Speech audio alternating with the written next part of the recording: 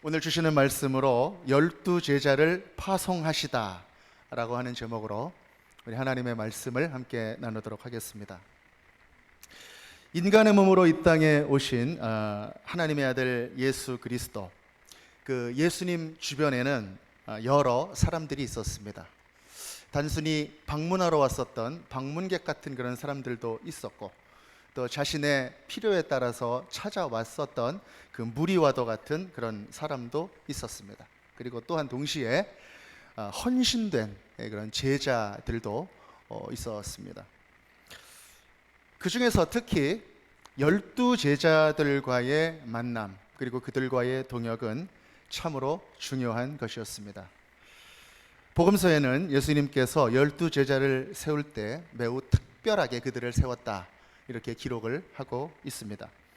누가복음 6장 12절에서 19절까지 읽으면 이렇게 기록합니다. 12절 13절을 제가 보면, 이때 예수께서 기도하시러 산으로 가사 밤이 새도록 하나님께 기도하시고 밝음에 그 제자들을 부르사 그 중에서 12를 택하여 사도라 칭하셨으니, 이렇게 기록하고 있습니다. 예수님이 제자를 고르시기 위하여 밤새도록 기도하셨다라고 하는 것입니다. 그리고 그들을 부르셨다. 그리고 그들을 사도라, 이렇게 칭하셨습니다. 그리고 아울러 마가복음 3장 14절에서 15절까지는 이렇게 기록합니다. 이에 12를 세우셨으니 이는 자기와 함께 있게 하시고 또 보내사 전도도 하며 귀신을 내쫓는 권능도 가지게 하려 하심이러라. 아멘. 그 제자들을 자기와 함께 있게 하셨다, 이렇게 기록하고 있는 것이죠. 그리고 그 제자들로 하여금 전도도 하게 하시고 또 귀신도 쫓게 하셨다. 무슨 말입니까? 삶도 나누시고 또 사역도 나누시고 또 능력도 주었던 아주 특별한 그런 사람들이었다. 그들이 12제자였다라고 하는 것입니다. 특별히 오늘 우리가 함께 읽은 그 본문 마태복음에서는 이 12명의 제자를 정하신 그 배경에 대해서 또 자세하게 설명하고 있습니다. 마태복음 10장 35절에는 이렇게 기록하죠. 예수님이 사역 중에 많은 무리들을 보았는데 그 무리들이 목자 없이 고생하는 것을 불쌍히 여기셨다, 이렇게 말씀하십니다. 그리고 추수할 것은 많은데 일꾼은 적구나, 이렇게 제자들에게 말씀하시고 추수할 사람들로 12제자를 뽑으셨다, 이렇게 기록하고 있는 것입니다. 예수님의 사역에 동참할 사람으로 이 12제자를 부르셨다라는 것이죠. 예수님의 비전과 예수님의 사역을 나누는 그러한 동역자로 이 12제자를 부르셨다라고 하는 것입니다. 이 특별한 12명의 사도는 누구입니까? 여러분들 다 외우시죠? 네. 표정들이 왜 그러십니까? 네. 12명의 제자들, 외우기 쉽게 제가 좀 정리해서 한번 같이 나눠보도록 하겠습니다. 여러분, 첫 번째 베드로죠. 어부 베드로입니다. 베드로가 나오면 그 다음에 그 동생이 또 나와야 되겠죠. 그 베드로의 동생 안드레입니다. 안드레.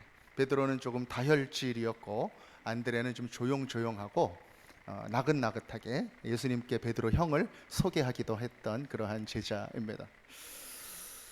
그 다음에 누굴까요? 요한입니다. 요한. 요한 나오면 또 한 명이 또 그 형제가 또 나와야 되겠죠. 요한의 형제 야고보입니다. 그 요한과 야고보도 역시 베드로와 같은 고향 갈릴리 출신이었고 같이 어부였습니다. 그래서 어부였던 네 사람이 나왔습니다. 베드로, 안드레, 요한, 야고보이죠. 그리고 이 베드로와 같이 벳세다 출신이었던 그러한 사람이 또 하나가 있습니다. 바로 빌립이라고 하는 제자입니다. 빌립이라고 하는 제자가 있고, 그리고 빌립하고 또 좀 친했던 그러한 제자가 하나가 있습니다. 나다나엘이라고 하는 제자입니다. 나다나엘은 바돌로메라고 이렇게 불리기도 했었죠. 그래서 6명이 이제 나왔습니다. 그 다음에 조금 개성이 강한 그런 제자들이 있습니다. 어떤 제자들일까요? 의심 많은 도마입니다. 도마. 그리고 세리 마테이죠. 그리고 예수님을 팔았던 가롯 유다가 있습니다. 가롯 유다는 열심당원이었죠. 열심당원이었는데 가룟 유다랑 같이 또 열심당원이었던 제자가 또 한 명 있었습니다. 그 사람이 누구냐면 가나나인 시몬이라고 하는 그런 제자였습니다. 그러면 이제 몇 명이 남았습니까? 이제 2명이 남았습니다. 이 2명이 항상 처음부터 외우면 꼭 막히는 사람들이 2명 제자인 경우가 많습니다. 한 사람은 누구냐면 바로 작은 야고보입니다. 동명이인 알페오라는 사람의 아들 작은 야고보이고, 또 이 작은 야고보의 형제로 여겨지는 유다라고 하는 사람입니다. 이 사람은 다데오라고도 불렸습니다. 그래서 가론 유다가 아니라 다데오 유다, 이렇게 우리가 외우면 될 것 같습니다. 이렇게 12명의 제자들이 있습니다. 한 사람 한 사람 이렇게 살펴보면 참 출신도 다르고 성품도 다르고 또 추구했었던 것도 달랐던 그러한 사람들이죠. 그 중에는 세리도 있었고 어부도 있었고 또 극렬한 정치 운동가도 있었고, 그리고 다혈질도 있었고 온순한 사람도 있었고, 또 도마처럼 논리적이고 아주 실증적인 그런 사람들도 있었습니다. 예수님은 그렇게 제각각인 인생들에게 찾아가셨습니다. 그리고 그들 모두를 다 제자로 삼아주셨던 것입니다. 마치 교회에 다양한 사람들이 이렇게 모여 있는 것하고 비슷합니다. 성품도 다르고 살아온 인생도 다르지만 함께 부름을 받은 사람들입니다. 그리고 하나님을 함께 예배합니다. 그것이 바로 교회의 모습인 것이죠. 물론 12명의 제자들, 그 제자들이 예수님을 만나기 전에도 공통점을 가지고 있긴 했습니다. 그게 무엇이었냐면 그들 모두가 다 메시아를 추구했었던 사람들이었다라고 하는 것입니다. 그들 마음속에 품었던 메시아의 모습대로 이 사람이 혹시 메시아는 아닐까? 그러면서 찾아다녔던 사람들이다라는 것이죠. 그러나 그 메시아는 사람들이 만드는 것이 아니라, 사람들이 한 표 찍어준다고 그 사람이 메시아가 되는 것이 아니라 바로 하나님으로부터 보냄을 받아야 되는 것이었습니다. 그 메시아는 바로 예수 그리스도였던 것입니다. 개인적인 소망과 열심이 있다고 다 제자가 되는 것이 아니라 바로 예수님이, 그 메시아이신 예수님이 불러주셔야 제자가 되는 것입니다. 교회에 나온 여러분들도 여러 가지 모양과 여러 가지 동기로 이렇게 함께 나와서 예배를 드리고 있습니다. 그러나 우리들 모두가 다 제자가 되는 것은 아닙니다. 바로 예수님의 부르심을 받아야 그 제자가 될 수 있는 것이죠. 내 중심으로 신앙이 시작될 수 있습니다. 그러나 그 중심이 내 중심에서 예수님 중심으로 바뀌어졌을 때, 그것이 무리의 신앙이 아니라 제자의 신앙이 되었을 때 바로 우리는 제자가 될 수 있는 것입니다. 예수님께서 12명의 제자를 찾아가서 부르셨고 그들은 제자가 되었고 그들의 삶은 헌신되었으며 예수님과 동행하게 되었던 것입니다. 예수님은 그 부르신 제자들을 가르치셨습니다. 가까이서 그들 제자들은 숨소리도 느끼고 또 예수님의 삶을 지켜보았습니다. 그리고 천국 복음, 예수님이 전했던 그 복음도 생생히 들었습니다. 예수님이 행한 기적도 보았습니다. 그리고 예수님이 병을 고치시고 귀신을 쫓는 것도 다 보았습니다. 예수님은 당대의 지식인이고 신앙인이었던 바리새인과 모든 종교 지도자들과 논쟁하셨습니다. 그리고 회당에서 유대인들을 가르치셨습니다. 그리고 예수님은 하나님 나라를 선포하셨습니다. 제자들은 그 모든 것들을 다 보았습니다. 그리고 예수님은 겸손을 가르치셨고 용서를 가르치셨고 또 사랑을 가르치셨습니다. 제자들은 그것도 다 보았습니다. 그리고 예수님은 그 제자들에게 내 아버지가 바로 하나님이시다, 자신이 하나님의 아들임을, 하나님이심을 또한 가르쳐 주셨습니다. 그리고 예수님은 제자들에게 내 말 안에 거하라, 말씀 안에 거하라, 그렇게 말씀하셨습니다. 요한복음 8장 32절에서 내 말에 거하면 너희가 제자가 되리라. 말씀 안에 거하는 사람들이 바로 제자다, 그렇게 가르치셨습니다. 예수님은 그렇게 가르치셨고 그들은 그렇게 예수님을 배웠습니다. 예수님의 가르침을 배웠던 그 제자들은 예수님으로부터 보내심을 받게 되었습니다. 오늘 마태복음 본문 10장의 말씀은 오늘은 1절밖에 읽지 않았지만 10장 전체가 바로 예수님께서 제자들을 파송하시는 그 말씀인 것이죠. 이 말씀은 예수님께서 갈릴리에서 사역하시던 중에 12 제자들을 특별히 이렇게 뽑으셔서 보내시는 그 파송의 말씀입니다. 제자들은 누구인가? 바로 예수님으로부터 보냄을 받은 사람들이 바로 제자다라고 하는 것입니다. 신앙인 중에서도요, 나는 보냄을 받은 사람이다 라고 하는 생각을 가지고 사는 사람이 있고 그렇지 않은 사람이 있습니다. 나는 보냄을 받은 사람이다 라고 하는 그 생각을 가지고 사는 사람들과 그렇지 않은 사람들의 삶은 완전히 다릅니다. 똑같은 가정 안에 있더라도 그 자리가 보냄을 받은 사람에게는 선교지가 되는 것입니다.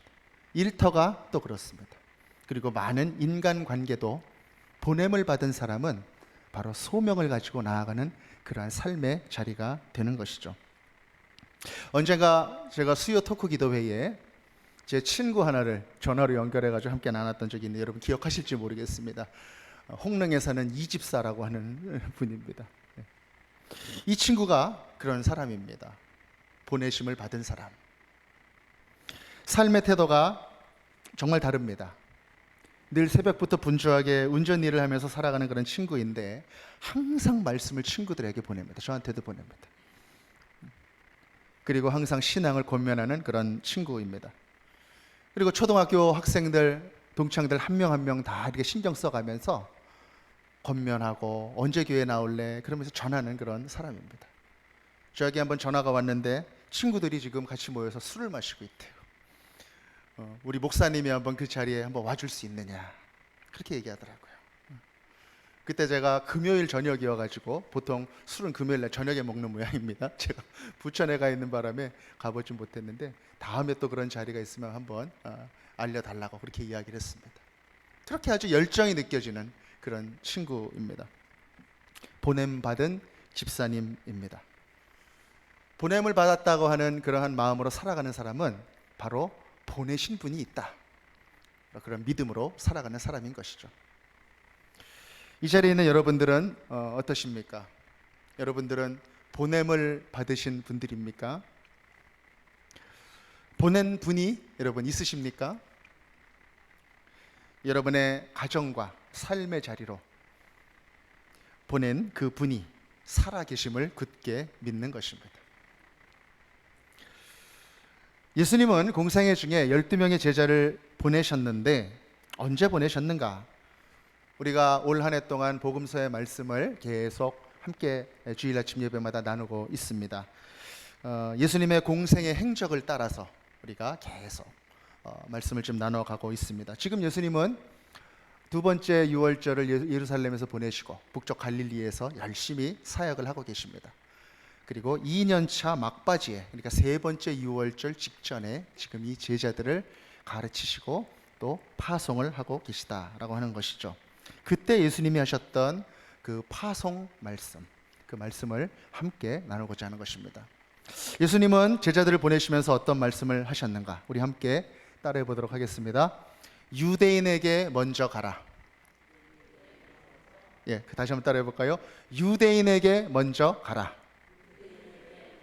아멘.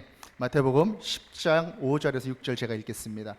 예수께서 이 12를 내보내시며 명하여 이르시되 이방인의 길로도 가지 말고 사마리아인의 고을로도 들어가지 말고 오직 이스라엘 집에 잃어버린 양에게로 가라. 아멘.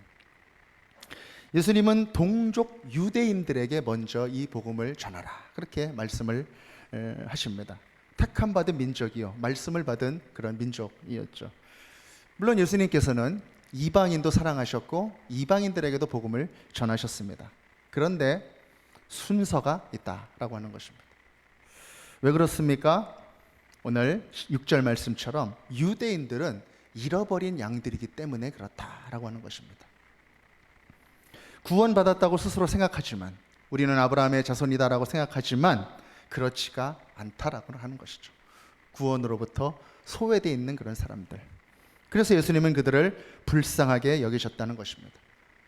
그래서 너희들 가까이 있는 그 동족들을 먼저 찾아가야 한다. 그렇게 말씀하셨던 것이죠. 우리가 복음을 전할 때에도 많은 사람들에게 복음을 전할 수 있지만 먼저 우리가 가까이 있는 사람들에게 전하는 것이 필요합니다. 누구일까요? 바로 가족이나 친지들이 아니겠습니까? 가까이 있는 사람들. 여러분 어떠십니까? 내가 좀 전도를 좀 해야 되겠다, 복음을 전해야 되겠다 이렇게 생각할 때 집안 식구들은 과연 몇 순위쯤에 있습니까? 혹시 거기에서 제외되어 있지는 않습니까? 왜 그럴까요? 저도 해봐서 아는데 어렵습니다. 저도 교회 나가지 않는, 출석하지 않는 동생 가족이 있어서 항상 기도하고 또 제 삶의 모습으로 부족함도 느끼고 회개하고 이렇게 살아갑니다만 가족들에게 이렇게 복음을 전하는 것이 그렇게 쉽지는 않다라는 것이죠. 왜 그럴까?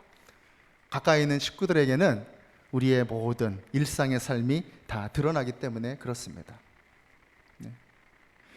우리들의 믿음이 정말 우리의 삶으로 나타나는 살아있는 믿음으로 나타나지 않으면 우리가 같이 살아가는 가족과 친지들에게 복음을 전하는 것은 쉽지가 않다라는 것이죠. 그러나 정말 우리 안에 예수님의 복음이 살아 숨쉰다면, 정말 그렇다면 누구에게 먼저 전해야 할까?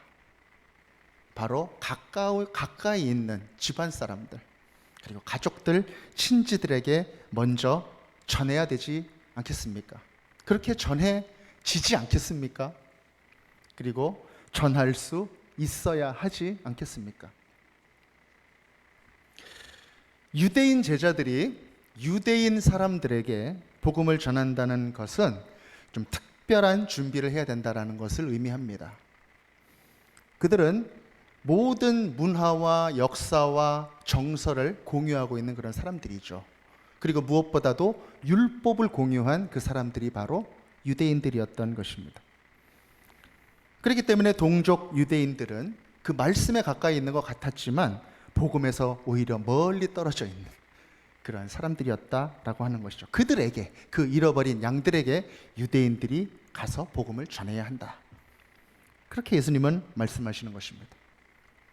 마치 완고한 집안 사람에게, 나는 절대 교회 안 나가, 그렇게 생각하는 사람에게 복음을 전하는 것만큼 그렇게 어려운 일이 아니었을까 한번 생각을 해보게 되는 것입니다. 그러나 또 한편 생각해 보면, 여러분 생각해 보십시오. 그 유대인들에게 정말 복음을 전할 수 있는 사람은 정말 유대인들밖에 없지 않겠습니까? 이방인들이 그들에게 찾아가서 복음을 전할 수 있을까요? 유대인들이 찾아가서 복음을 전할 수 있는 것이죠. 저는 이 자리에 계신 모든 분들이 가까운 가족과 친지들에게 복음을 전할 수 있는 분들이 되시기를 간절히 축복합니다. 그렇게 마음이 먹어지시기를 바랍니다.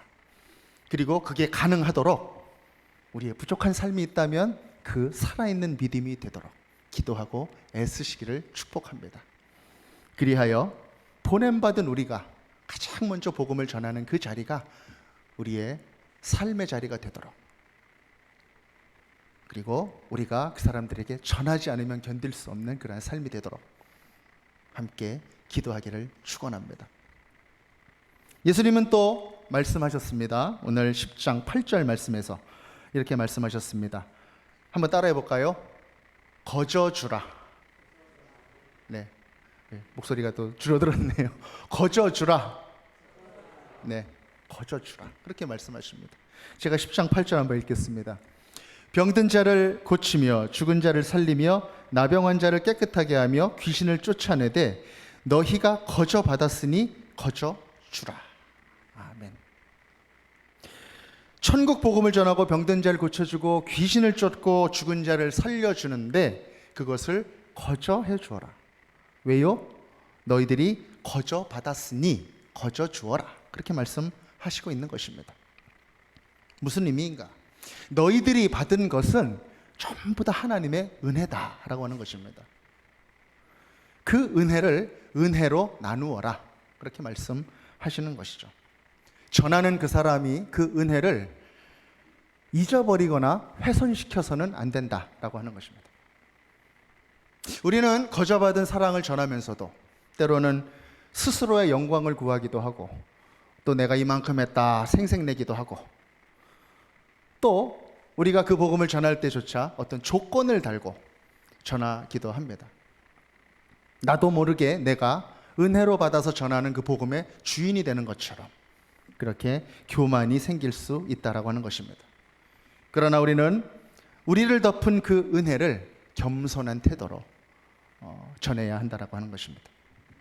겸손한 마음으로. 전에 제가 섬기던 교회에 의료 선교회가 있었습니다. 그 모임에 제가 한번 초대를 받아가지고 말씀을 전한 적이 있었습니다. 그 모임에는 의사분들이 많이 있었습니다. 그리고 대형 병원에 아주 수간호사 분도 계시고, 또 기업가도 있고, 또 그 안에 행정가도 있어서 한마디로 선교를 하기에는 아주 드림팀이었습니다. 아주 필요한 모든 달란트를 가진 분들이 그곳에 모여 있었습니다. 신생 팀이었기 때문에 아주 의욕도 불타고 뭔가 우리가 모여서 한다라고 하는 그러한 또 설레는 분위기가 그 모임에 있었습니다. 제가 그 자리에 청함을 받고 말씀을 이제 전하게 되었는데, 주님 어떤 말씀을 전해야 할까요? 그렇게 기도하던 중에 주신 음성이 바로 오늘 이 말씀입니다. 거저주라. 거저주라. 내가 어떤 시혜를 베풀거나 내가 시간을 쪼개서 아주 귀한 봉사를 하러 간다거나 그런 마음이 아니라 내가 받은 하나님의 은혜를 그냥 드린다. 거저 섬긴다. 그런 마음으로 나를 통하여 값없이 주신 그 사랑과 은혜가 흘러가도록 그렇게 내 자신을 내어드리고 겸손한 마음으로 서 있는 것, 그것이 바로 거저주는 마음이다라는 것을 그 자리에서 제가 선포하였습니다. 여러분, 그 마음이 정말 기쁘고 행복한 마음이 아니겠습니까? 우리 교회도 부족하지만 작은 섬김을 하고 있습니다. 바로 작년부터 시작했던 함께해요 우리 사역입니다. 교회 주변에 혼자 사시는 분들 저희가 잘 파악을 해서 섬기는 그런 작은 사역이죠. 찾아가면 겸손하게 이렇게 허리를 숙이고 이렇게 인사부터 하고 저희가 만납니다. 처음엔 그분들이 밝은 얼굴이 아니었습니다. 요즘은 어떤 친절을 베풀면 그렇게 생각하는 시대잖아요. 이 사람이 어떤 무슨 저의가 있나 예, 저의가 있나 이렇게 생각하는 그런 시대입니다. 처음에 찾아가서 교회 이름도 말 안 하고 이렇게 섬기려고 왔습니다 이렇게 얘기했더니 무슨 저의가 있지 않나 이런 모습을 이렇게 쳐다보신 그런 분들이에요. 교회 이름은 말하지 않았지만 저희 교회에서 예수님을 사랑하는 사람들인데 그 사랑 갖고 왔습니다 이렇게 얘기하니까 또 전도하러 온 줄 알고 한참 동안 저 교회 다녀요. 그리고 또 저 성당에 다니는데 이거 받아도 되나? 이제 막 이렇게 반응을 하셨던 분들이. 그러나 꾸준하게 1년 넘게 찾아가고 전화해드리고 그렇게 하니까 그분들이 이제는 찾아가면 아주 환하게 맞아주십니다. 아주 환하게.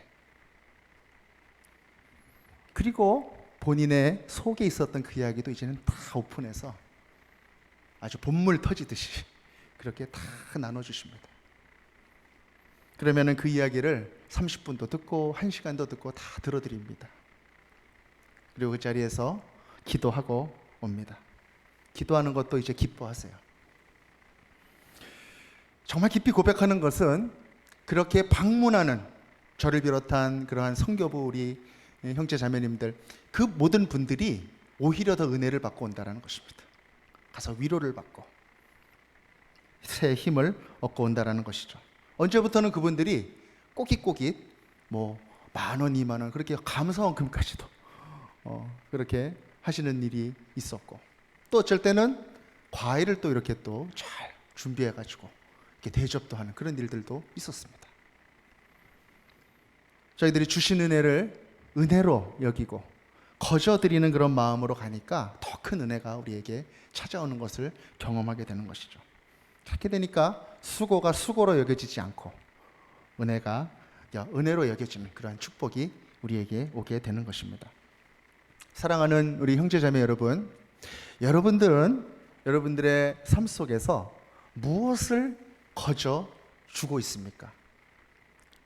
주변에 있는 이웃들에게, 그리고 내 삶의 자리에 있는 그 사람들에게 무엇을 대가를 바라지 않고 거저 주고 있습니까? 여러분, 선교부 사역에 동참하셔도 좋겠습니다.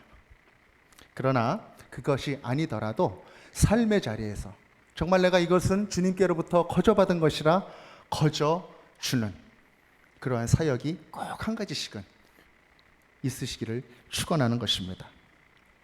거저 줄 것이 없는 삶은 은혜가 없는 삶이지 않겠습니까? 예수님께서 또 말씀하십니다. 어떻게 가라 하시는가? 이번엔 큰 소리로 한번 따라 하겠습니다. 가볍게 가라.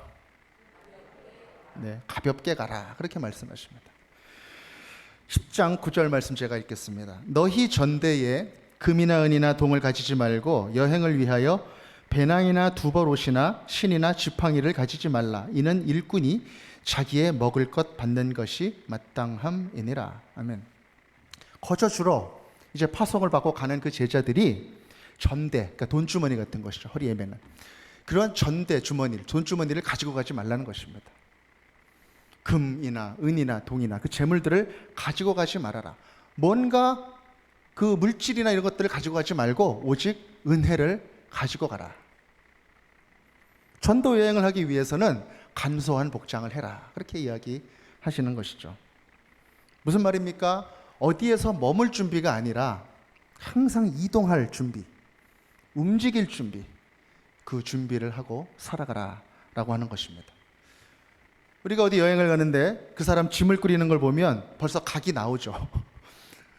이 사람은 어디 가서 머물라고 지금 작정하고 짐 싸는 사람이구나 라고 하는 그 사람이 있고, 아, 이 사람은 계속 움직이려고 하는 사람이구나. 짐을 싸는 그 순간부터 바로 각이 나오는 것입니다. 목사님들이나 우리 선교지에 있는 선교사님들도 보면 머물러 있는 그런 분들이 있는가 하면 항상 움직이면서 움직일 준비하는, 그렇게 살아가시는 그런 분들이 있습니다.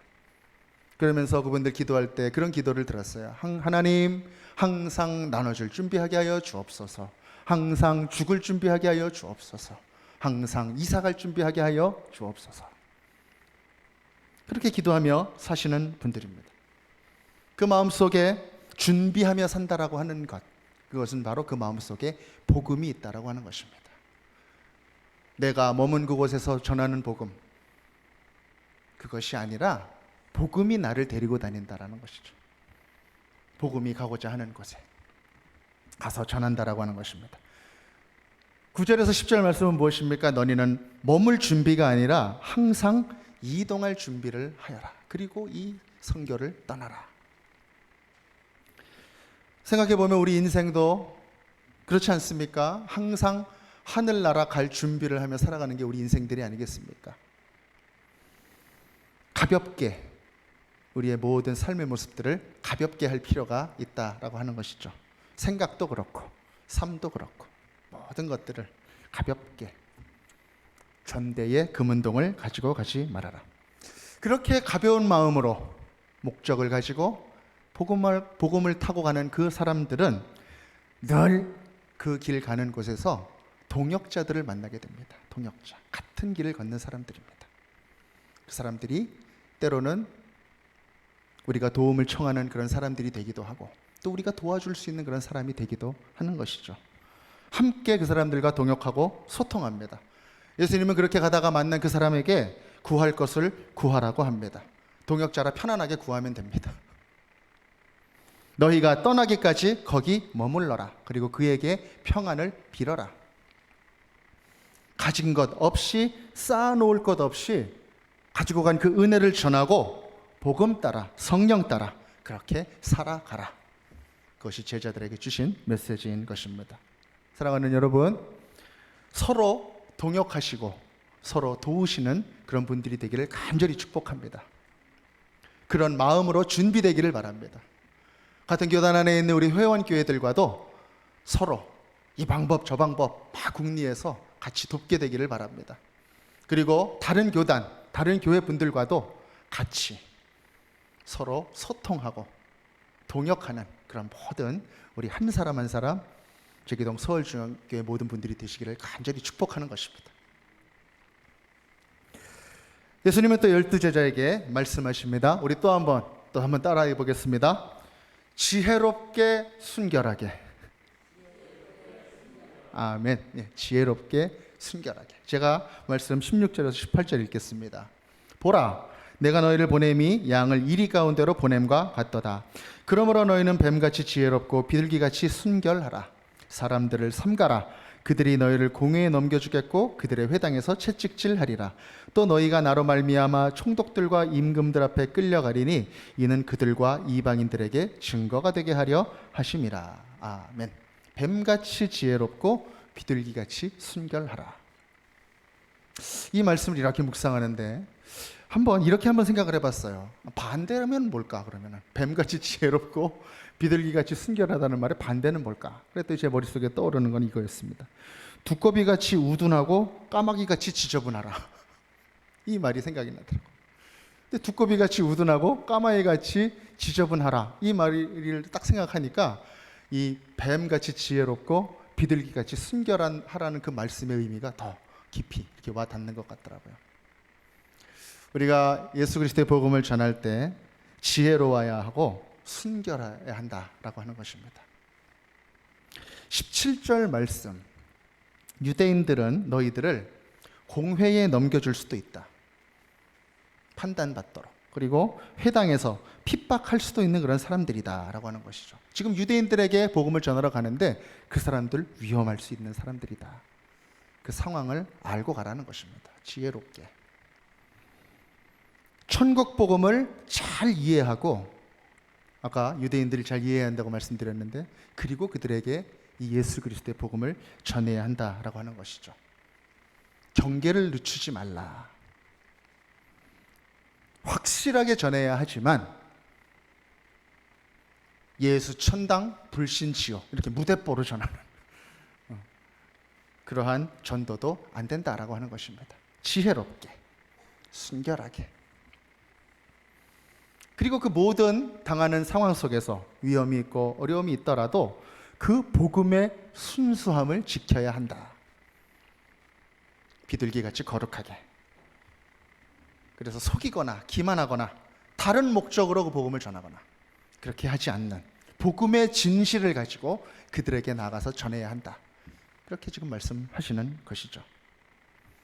그리고 18절은 어떻게 말씀합니까? 총독과 임금들 앞에 끌려갈 것이다. 근데 그게 끝이 아니라 그것이 그들과 이방인들에게 증거가 되게 하려는 것이다. 그렇게 말씀하십니다. 이 말씀을 이렇게 묵상하는데 딱 생각나는 사람이 있죠. 누굽니까? 옥에 갇히는 것까지도 전도의 기회로 여겼던 고생의 제왕, 사도 바울입니다. 무슨 뜻입니까? 전하는 중에 당하는, 목적을 가지고 예수님의 사역을 가지고 비전을 가지고 나아가서 전하는 그 일 가운데 일어나는 일들, 옥에 갇히더라도 핍박을 당하더라도 그 어떤 일이 있더라도 그것을 영적인 눈으로 바라볼 수 있는 그 영적인 지혜가 우리에게 있어야 한다는 것입니다. 그것의 의미가 무엇인가?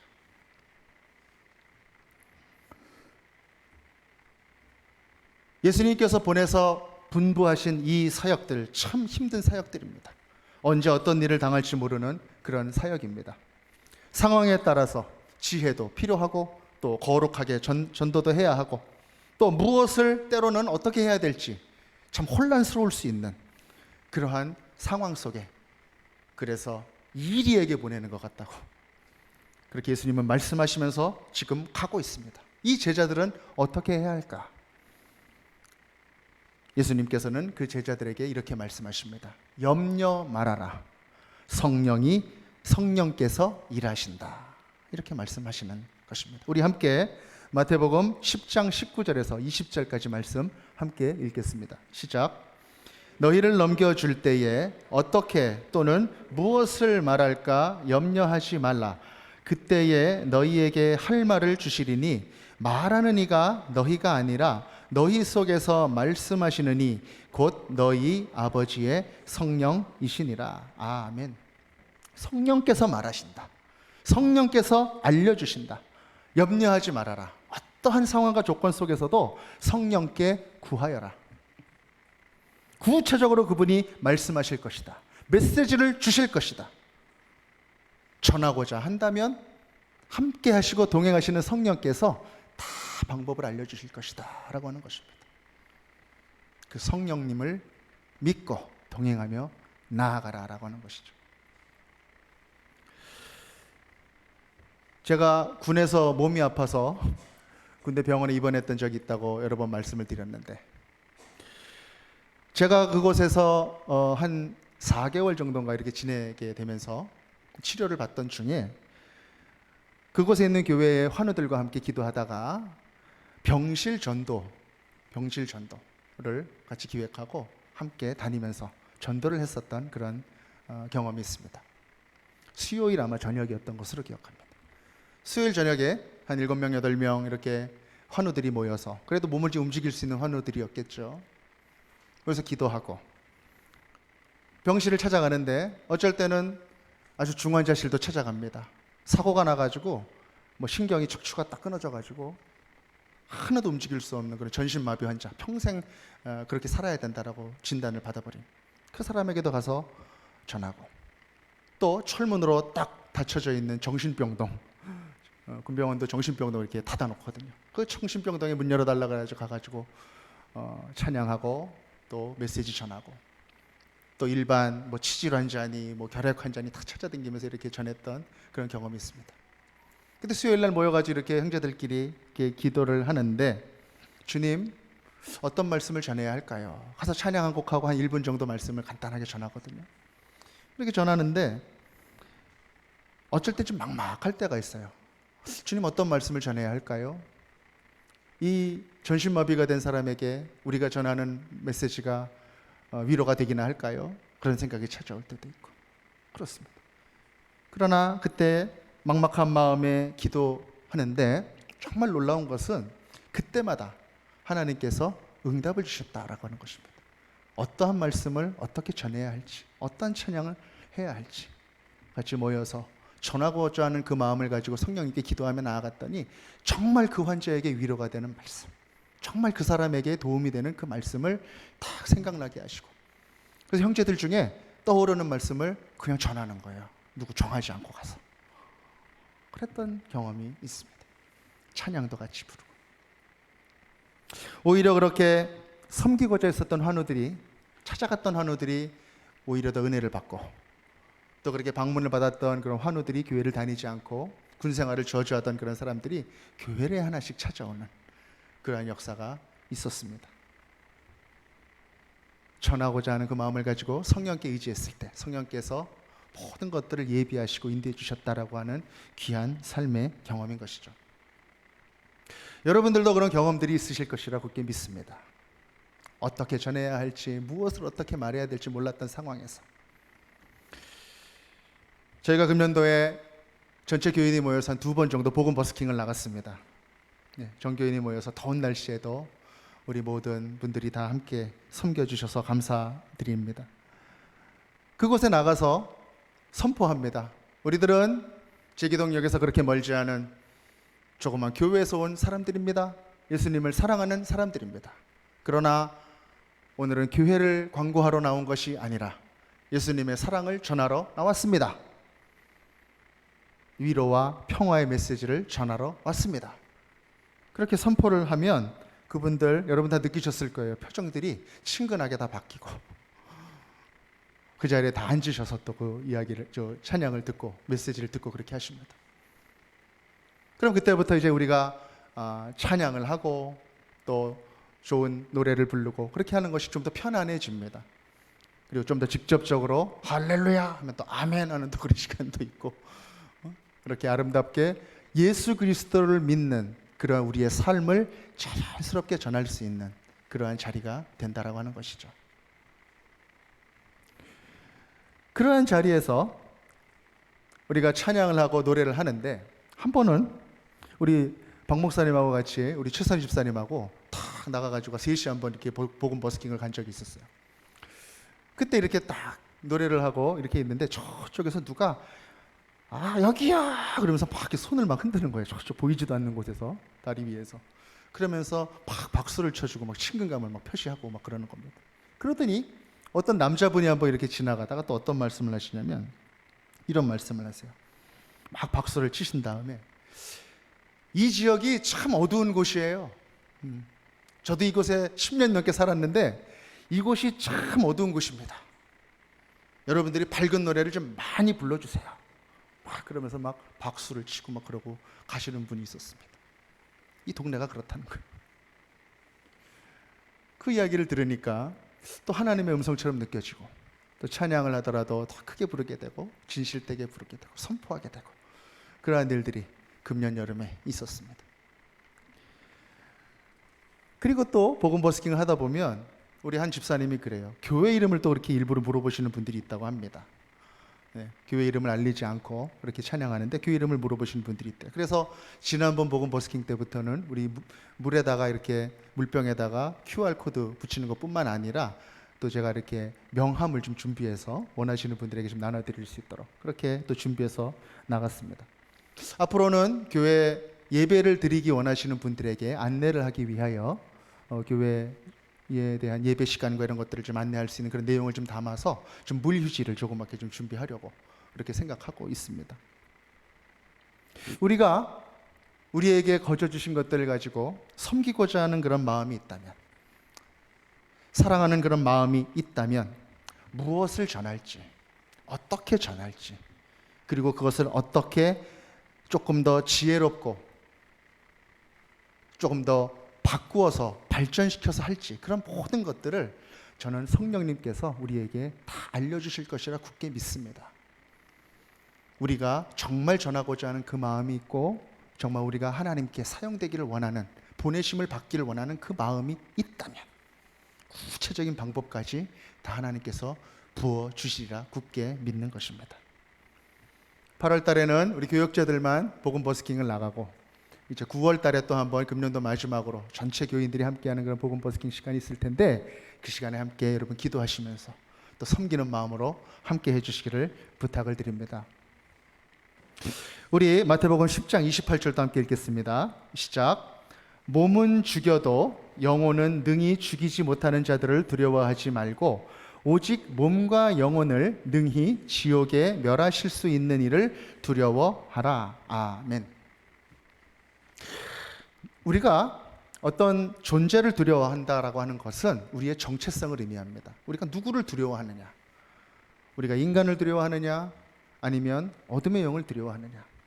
근데 그것이 아니라 믿는 자들은, 보내심을 받은 자들은 바로 우리 하나님 아버지를 두려워하며 나아가야 한다라고 하는 것이죠. 사람의 영혼을 좌지우지할 수 있는 그 영권을 가지고 계시는 그 하나님 아버지, 그 하나님 아버지를 두려워하며 나아가야 한다라고 하는 것입니다. 그러한 정체성을 가지고 나아가는 것. 32절에서는 또 예수님은 말씀합니다. 누구든지 사람 앞에서 나를 시인하면 나도 하늘에 계신 아버지 앞에서 그를 시인할 것이요 그가 나를 부인하면 나도 부인할 것이다. 누구의 보냄을 받은 존재인지를 잊지 말라라고 하는 것입니다. 네가 누구냐? 너의 정체성을 잊지 말라. 보냄받은 사람들은 그것을 잊어서는 안 된다라고 하는 것이죠. 이렇게 예수님께서는 10장 말씀 속에서 그렇게 파송받는 제자들에게 말씀하십니다. 그리고 11장 1절 오늘 함께 읽은 본문의 뒷부분에 있는 그런 내용인데 우리 11장 1절을 또 한번 같이 한번 읽겠습니다. 시작. 예수께서 12 제자에게 명하기를 마치시고 이에 그들의 여러 동네에서 가르치시며 전도하시려고 거기를 떠나 가시니라. 아멘. 제자들을 예수님께서 말씀하시고 보내신 다음에 예수님이 어떻게 하셨습니까? 예수님도 전도하러 떠나셨다는 것입니다. 저는 이 말씀을 묵상하는데 너무나 큰 깨달음이 오고 아주 은혜가 됩니다. 바로 제자들이 나누어 받은 그 사역은 바로 예수님의 사역이었다라고 하는 것입니다. 하나님의 사역이었다. 거기에 이 제자들이 동참하였다. 초대받았다라고 하는 것입니다. 사랑하는 여러분, 선교와 전도는 하나님의 사역입니다. 그것은 하나님이 원하시는 것입니다. 하나님께서 우리를 불러주시고 우리를 가르치시고 우리를 보내시는 것은 바로 그 사역에 동참시키시기 위한 것입니다. 거기에 기쁜 마음으로 하나된 마음으로 참여한다라고 하는 것은 바로 하나님께서 우리에게 주시는 은혜인 것입니다. 이 은혜를 간직하며 살아가는 우리 모든 성도님들이 되시기를 간절히 축복하는 것입니다. 사랑하는 여러분, 이제 말씀을 맺겠습니다. 예수님께서 공생의 사역 중에 제자들을 찾아오시고 부르시고 그들을 보내셨습니다. 그리고 지금 이 자리에서 우리 하나님께 예배하는 우리들도 주님께서 찾아오시고 부르시고 한 번 하나님을 예배하게 하시고 또 우리의 삶의 자리로 보내십니다. 주님이 거저주신 그 사랑과 은혜를 전하라고 하는 것입니다. 우리가 만일 전하고 나눌 것이 없다면 참 그것은 슬픈 일일 것입니다.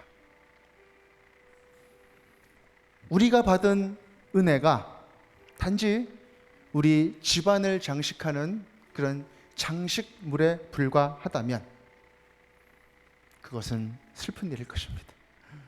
우리의 믿음이 단지 나 혼자만을 위한 것이라면 그 믿음은 흘러가는 신앙이 아니라 어느 한 곳에 머무는 신앙이 될 것입니다.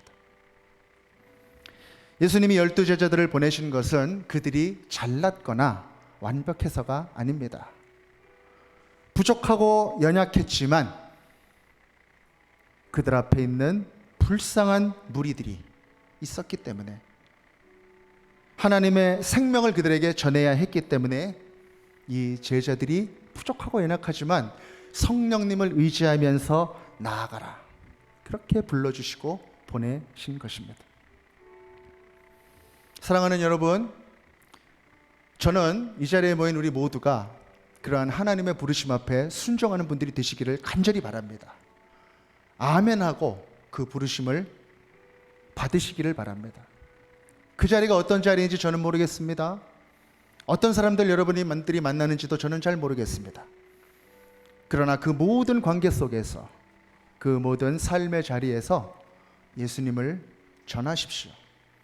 어떻게 전해야 될지 잘 모르겠거든 성령님께 의뢰하십시오. 구체적인 방법과 모든 필요한 것들을 부어주시고 알려주실 것입니다. 사랑하는 모든 제기동 서울중앙교회 형제 자매님들이 예수님께 보냄받은 자들로서 담대하게 지혜롭게 그리고 순결하게 거룩하게 거저주며 우리들에게 주신 이 시대를 살아가는 그런 모든 믿음의 형제 자매님들이 되시기를 우리 구주 예수 그리스도 이름으로 간절히 축복합니다. 아멘.